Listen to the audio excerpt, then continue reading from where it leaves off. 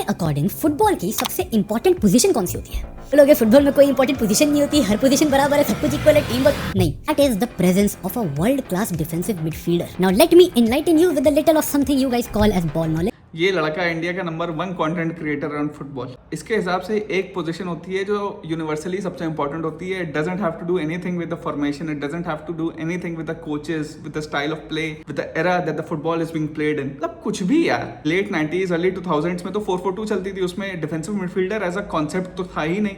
दोनों मिडफील्डर जो बीच में खेलते थे दोनों बॉक्स टू बॉक्स हुआ करते थे। पैट्रिक वियरा को तुम डिफेंसिव मिडफील्डर बता रहे हो, बॉक्स टू बॉक्स नहीं था वो। तब मैनचेस्टर यूनाइटेड में कौन सा ऐसा डिफेंसिव मिडफील्डर था? अगर तुम पॉल स्कोल्स को डिफेंसिव मिडफील्डर कहते हो तो तुम रॉय कीन को क्या कहोगे? अगर तुम रॉय कीन को डिफेंसिव मिडफील्डर कहते हो तो भाई रॉय कीन के जाने के बाद भी यूनाइटेड ने मल्टीपल टाइटल्स जीती, चैंपियंस लीग जीती। मतलब कुछ भी बोलना है यार। ऑल्सो इंटर मिलान जो जोसे मोरिनियो की थी उसमें कौन सा ऐसा आउटस्टैंडिंग डिफेंसिव मिडफील्डर था? एस्टेबान काम्बियासो था। एक्चुअली बात यह है कि भाई अगर आप बहुत ही पोजीशन बेस्ड फुटबॉल खेलना है, बहुत ही अटैकिंग फुटबॉल खेलना है, तो आपकी टीम में सबसे इंपॉर्टेंट प्लेयर होगा डिफेंसिव मिडफील्डर, क्योंकि वहां पे आपकी team would be open to counters. अगर आपका डिफेंसिव मिडफील्डर वो चीजें रीड नहीं कर पा रहा है, he is not a good reader of the game, तब you will concede a lot of goals. लेकिन अगर आप लो ब्लॉक में खेलते हैं, अगर आप पोजीशन सरेंडर करके खेलते हैं, अगर आप काउंटर पे खुद खेलते हैं, then defensive midfielder is not the most important player for you. For example अगर मोरिनियो की इंटर मिलान की टीम थी, उसमें से आप डिफेंसिव मिडफील्डर हटा दीजिए, फिर भी उसके डिफेंसिव स्ट्रक्चर इतना अच्छा था कि वो गोल्स कंसीड नहीं करेंगे।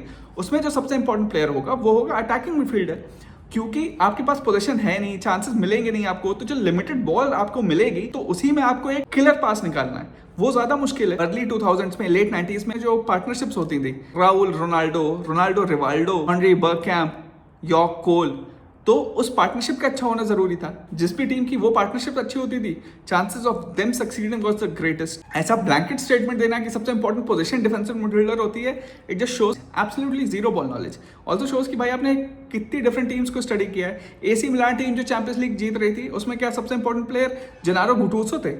इट वाजंट काका। भाई कोई भी टीम अगर डायमंड खेलती है, 4-1-2-1-2 खेलती है, तो इतनी नैरो होती है कि उसका जो अटैकिंग मिडफील्डर है वो सबसे इंपॉर्टेंट होता है, क्योंकि विंगर्स आर नॉट फ्लाइंग। आपके पास चांस क्रिएशन के लिए जो सबसे इंपॉर्टेंट प्लेयर है वो अटैकिंग मिडफील्डर है। इसलिए एसी मिलान में जो सबसे इंपॉर्टेंट प्लेयर था वो था काका।